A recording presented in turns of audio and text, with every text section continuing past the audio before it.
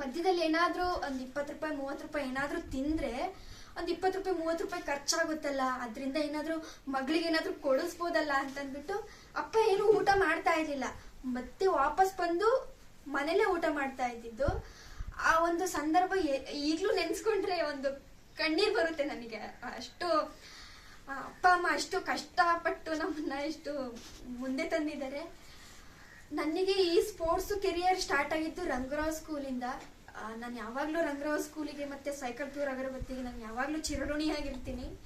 ಗುರು sir ಯಾವಾಗ್ಲೂ ಹೇಳ್ತಾ ಇದ್ರು, ನಾನು ಸ್ಕೂಲಲ್ಲಿ ಯಾವಾಗ್ಲೂ ಪಾರ್ಟಿಸಿಪೇಟ್ ಮಾಡ್ತಾ ಇರ್ಬೇಕಾದ್ರೆ ಏನಾದ್ರು ನಾನು ಫುಲ್ಲು ಎಲ್ಲಾ ಸ್ಪೋರ್ಟ್ಸ್ ಅಲ್ಲೂ ಫಸ್ಟ್ ಪ್ರೈಸ್ ತಗೊಂಡಿದ್ದಾಗ ಗುರು ಸರ್ ಯಾವಾಗ್ಲೂ ಹೇಳ್ತಾ ಇದ್ರು, ನೀನ್ ಚೆನ್ನಾಗಿ ಆಡ್ತೀಯ, ಇದೇ ಕಂಟಿನ್ಯೂ ಮಾಡ್ಕೊಂಡು ಅಂತ ಯಾವಾಗ್ಲೂ ಹೇಳ್ತಾ ಇರ್ತಿದ್ರು ನನ್ನ ಜೊತೆ. ನನಗೆ ತುಂಬಾ ಹೆಮ್ಮೆ ಅನ್ಸುತ್ತೆ, ನಾನು ರಂಗರಾವ್ ಸ್ಕೂಲಿಂದ ಬಂದು ಇಷ್ಟು ಒಂದು ಇಂಡಿಯನ್ ಟೀಮ್ ಕ್ಯಾಪ್ಟನ್ ಆಗಿದ್ದೀನಿ ಅಂತಂದ್ರೆ ನನಗೆ ಒಂಥರ ಹೆಮ್ಮೆ ಅನ್ಸುತ್ತೆ ನನಗೆ ಹೇಳ್ಕೊಳ್ಳೋದಕ್ಕೆ. ಸರ್ ನನಗೆ ಮುಂದಿನ ನಡೆ ನನಗೆ ಅವಾಗ ನನಗೆ ಒಂದು ಹೊತ್ತು ಊಟ ಇರ್ತಿರ್ಲಿಲ್ಲ. ನನಗೆ ಅಟ್ಲೀಸ್ಟ್ ದೇವರನ್ನ ನನಗೆ ಕೈ ಹಿಡ್ದು ಇಷ್ಟು ಮುಂದಕ್ಕೆ ತಂದು ನನ್ನ ಕೈಯಲ್ಲಿ ಒಂದು ಗೌರ್ಮೆಂಟ್ ಜಾಬ್ ಇದೆ. ನನಗೆ ನನ್ನ ಅಪ್ಪ ಅಮ್ಮ ನೋಡ್ಕೊಳ್ತಾ ಇದ್ದೀನಿ. ನನ್ನ ಕೈಲಿ ಎಷ್ಟು ಜನಕ್ಕಾಗುತ್ತೋ ಒಂದು 4-5 ಜನಕ್ಕೆ ನನ್ನ ಕೈಯಿಂದ ಒಂದು ಅನ್ನ ಹಾಕೋ ಸಹಾಯ ಮಾಡ್ಬೇಕನ್ನೋದೊಂದು ನನ್ನ ಒಂದು ಓನ್ ಗೋಲ್ ಇದೆ ನನಗೆ. ಮತ್ತೆ IAS ಪಾಸ್ ಮಾಡ್ಬೇಕನ್ನೋದೊಂದು ನಂದು ದೊಡ್ಡ ಡ್ರೀಮ್ ಇದೆ. ಖಂಡಿತ ರಾಜ್ಕುಮಾರ್ ಅಕಾಡೆಮಿ ಅವರು ನನಗೆ ಫ್ರೀ ಸೀಟ್ ಕೊಟ್ಟಿದ್ದಾರೆ. ಮತ್ತೆ ಕ್ಯಾಬಿ ಆಗಿರ್ಬೋದು, ಸಮರ್ಥನಮ್ ಆಗಿರ್ಬೋದು, ತುಂಬಾನೇ ಸಪೋರ್ಟ್ ಮಾಡ್ತಾ ಇದೆ ನನಗೆ. ಎಸ್ಪೆಷಲಿ ಮಹಾಂತೇಶ್ ಸರ್ ಸಪೋರ್ಟ್ ಮಾಡ್ತಾ ಇದ್ದಾರೆ. ಇಷ್ಟು ಬೆಳಿಬೇಕನ್ನೋದಕ್ಕೆ ಕಾರಣ ಅಂತಂತಂದ್ರೆ ಸಮರ್ಥನಮ್, ಕ್ಯಾಬಿ, ಮಹಾಂತೇಶ್ ಸರ್, ರಂಗರಾವ್ ಸ್ಕೂಲು, ನನ್ನ ತಂದೆ ತಾಯಿ ಇವರೆಲ್ಲ ಕಾರಣ ಆಗ್ತಾರೆ. ಇವ್ರಿಗೆಲ್ಲ ನಾನು ಯಾವಾಗ್ಲೂ ಚಿರಋಣಿಯಾಗಿರ್ತೀನಿ. ನಾನು ಇಲ್ಲಿ ರಂಗರಾವ್ಗೆ ಕೊಡುಗೆ ಕೊಡ್ಬೇಕಂತಂದ್ರೆ ನಂತರನೇ ಇನ್ನೂ ಹೆಚ್ಚಿಗೆ ಆಗಿ ಕ್ರಿಕೆಟ್ ಕೆರಿಯರ್ಗೆ ಬರ್ಬೇಕನ್ನೋದು ನನ್ನ ಆಸೆ. ನನ್ನ ಕಡೆಯಿಂದ ಕ್ರಿಕೆಟ್ ಕೆರಿಯರ್ಗೆ ಅವ್ರಿಗೆ ಏನೇ ಬೇಕಿದ್ರು, ಅವ್ರಿಗೊಂದು ಸ್ಕಿಲ್ ಆಗಿರ್ಬೋದು, ಏನೇ ಆಗಿರ್ಬೋದು, ಅವ್ರಿಗೆ ಕಲಿಸೋ ಒಂದು ಟ್ರೈನಿಂಗ್ ಕೊಡೋದಾಗಿರ್ಬೋದು, ಖಂಡಿತ ನಾನು ನನ್ನ ಸ್ಕೂಲವರು ನ್ಯಾಷನಲ್ ಇಂಟರ್ನ್ಯಾಷನಲ್ ಆಡ್ತಾರೆ, ಮುಂದೆ ಬರ್ತಾರೆ, ನಂತರನು ಆಗ್ಬೇಕು ಅನ್ನೋದು ನನ್ನ ಮನಸ್ಸಲ್ಲಿದೆ. ಖಂಡಿತ ನನ್ನ ಕಡೆಯಿಂದ ಏನಾಗಬೇಕು ನಾನು ರಂಗರಾವ್ ಸ್ಕೂಲಲ್ಲಿ ಪ್ರೊಫೆಷನಲ್ ಆಗಿ ನಾನು ಸಂಗೀತ ಕಲ್ತಿದ್ದು. ಅಲ್ಲಾದ್ಮೇಲೆ ನಾನು ಸಂಗೀತದಲ್ಲಿ ಹಾಡಂತ ತುಂಬಾ ಚೆನ್ನಾಗಿ ಆಡ್ತಾ ಇದ್ದೆ. ನನ್ನ ಸ್ಕೂಲಲ್ಲಿ ಪ್ರತಿಭಾ ಕರಂಜಲೆಲ್ಲ ಪಾರ್ಟಿಸಿಪೇಟ್ ಮಾಡ್ತಾ ಇದ್ದೆ, ಫಸ್ಟ್ ಪ್ರೈಸ್ ತಗೊಂತಾ ಇದ್ದೆ ಸಾಂಗಲ್ಲೆಲ್ಲನ. ಅದು ನಮ್ಮ ಬಯೋಡೇಟಾನಲ್ಲಿ ಅದೆಲ್ಲ ಫುಲ್ಲು ನಮ್ದು ಏನೇನು ಆಕ್ಟಿವಿಟೀಸ್ ಏನೇನ್ ಮಾಡ್ತಾರೆ ಅಂತ ಎಲ್ಲ ಕೊಟ್ಟಿದ್ರು. ಸರ್ ಎಲ್ಲ ಓದಿದ್ದಾರೆ, ಅವ್ರು ಎಲ್ಲರ ಬಗ್ಗೆನೂ ಓದಿದ್ದಾರೆ ನರೇಂದ್ರ ಮೋದಿ ಸರ್. ನಾನು ಫೋಟೋ ತೆಗೆಸ್ಕೊಳ್ಳೋಣ ಅಂತ ಸರ್ ಹತ್ರ ಹೋದೆ. ಆಗ ನೀನ್ ಚೆನ್ನಾಗಿ ಹಾಡಾಡ್ತೀಯಂತೆ, ಒಂದು ಹಾಡಾಡು ಅಂತಂತಂದ್ರು. ಆಗ ಸರ್ಗೆ ನಾನು ಈಶ್ವರ ಸಾಂಗ್ ಡೆಡಿಕೇಟ್ ಮಾಡಿದೆ. ಗಂಗಾಧರ ಶಂಕರ ಕರುಣಾಕರ ಮಾಮವ ಭವಸಾಗರ ತಾರಕ ಭೂ ಶಂಭೋ ಶಿವ ಶಂಭೋ ಸ್ವಯಂಭೋ. ನನ್ನ ತಾಯಿಗೆ ಫಸ್ಟ್ ಫ್ಲೈಟ್ ಅಲ್ಲಿ ಕರ್ಕೊಂಡು ಹೋಗೋ ಅವಕಾಶ ಸಿಕ್ತು ನಮ್ಗೆ. ಏನೋ ರಿಲಯನ್ಸ್ ಫೌಂಡೇಶನ್ ಕಡೆಯಿಂದ ಅವರಿಗೆ ಯಾವಾಗ ಥ್ಯಾಂಕ್ ಯು ಹೇಳೋದಕ್ಕೆ ಇಷ್ಟಪಡ್ತೀನಿ. ನಮಸ್ಕಾರ, ನನ್ನ ಹೆಸರು ಹರೀಶ್ ಅಂತ.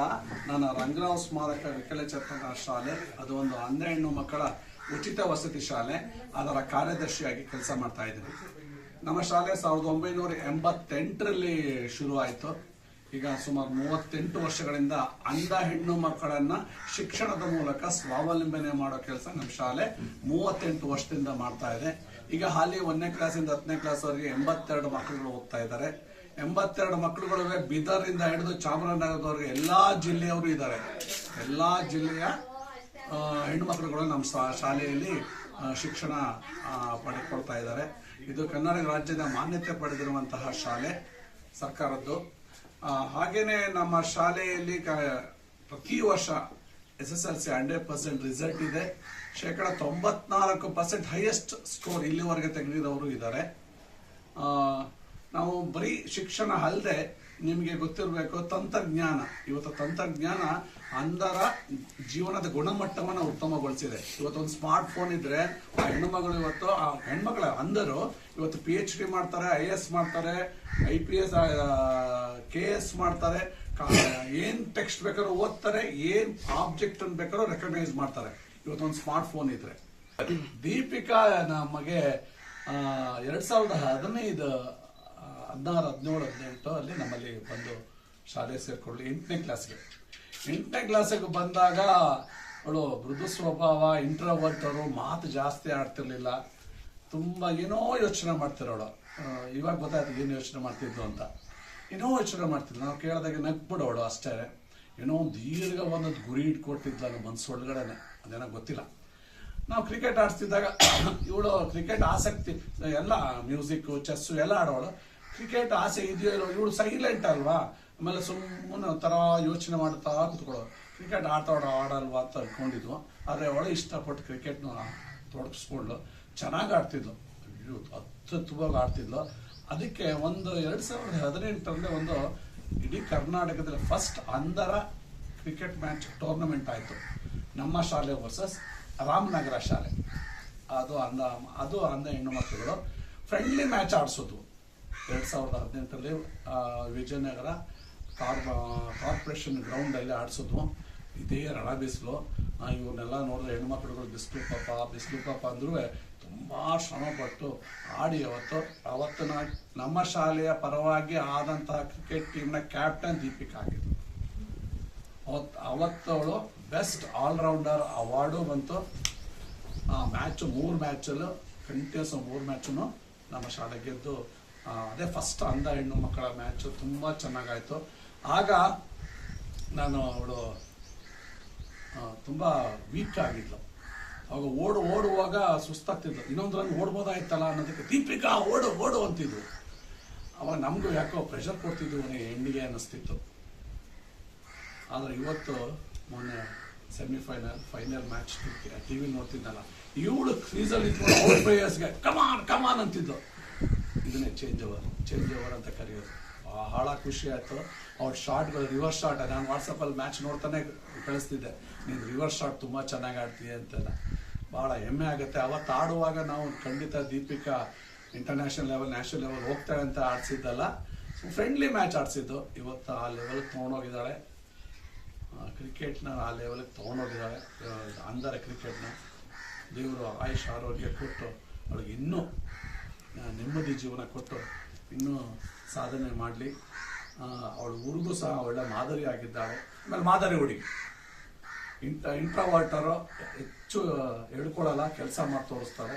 ಬಹಳ ಹೆಮ್ಮೆಯ ಹಿರಿಯ ವಿದ್ಯಾರ್ಥಿನಿ ನಮ್ಮ ಶಾಲೆಗೆ. Sir great. ನಾವು ಅವತ್ತು ಆ ಸಾಧನೆ ಮಾಡ್ತಾರೆ ಅಂತ ಅನ್ಕೊಂಡಿರ್ಲಿಲ್ಲ. ಖಂಡಿತ ಇವತ್ತು ಒಳ್ಳೆ ಸಾಧನೆ ಮಾಡಿದ್ದಾಳೆ. ನಮ್ಮ ಶಾಲೆಗೂ ಹೆಮ್ಮೆ ತಂದಿದ್ದಾಳೆ. ನಮ್ಮ ಆಡಳಿತ ಮಂಡಳಿ ತುಂಬಾ ಹೆಮ್ಮೆಯಿಂದ ಹೇಳ್ಕೊಡುತ್ತೆ ಎಲ್ಲೇ ಒಂದು ಪ್ರೋಗ್ರಾಮ್ ಅಲ್ವೇ. ನಿಮ್ಗೆಲ್ಲ ಗೊತ್ತಿರ್ಬೇಕು, ನಮ್ಮ ಶಾಲೆ ನಡೆಸ್ತಿರೋ ಸೈಕಲ್ ಬಾಯ್ ಅಗರಬತ್ತಿಯವರು ಬಹಳ ಹೆಮ್ಮೆ. ಇನ್ನೊಂದು ಬಹಳ ಖುಷಿ ಅಂದರೆ ನಮ್ಮ ಶಾಲೆ ಇಡೀ ಕರ್ನಾಟಕದಲ್ಲಿ ಹೆಚ್ಚು ಅಂಧ ಹೆಣ್ಣು ಮಕ್ಕಳು ಓದ್ತಿರುವಂತ ತಾಣ ನಮ್ದು ಶಾಲೆ. ಈಗ ನಿಮ್ಮ ಶಾಲೆನ ಸೈಕಲ್ ಬ್ರ್ಯಾಂಡ್ ಅಗರಬತ್ತಿಯವರು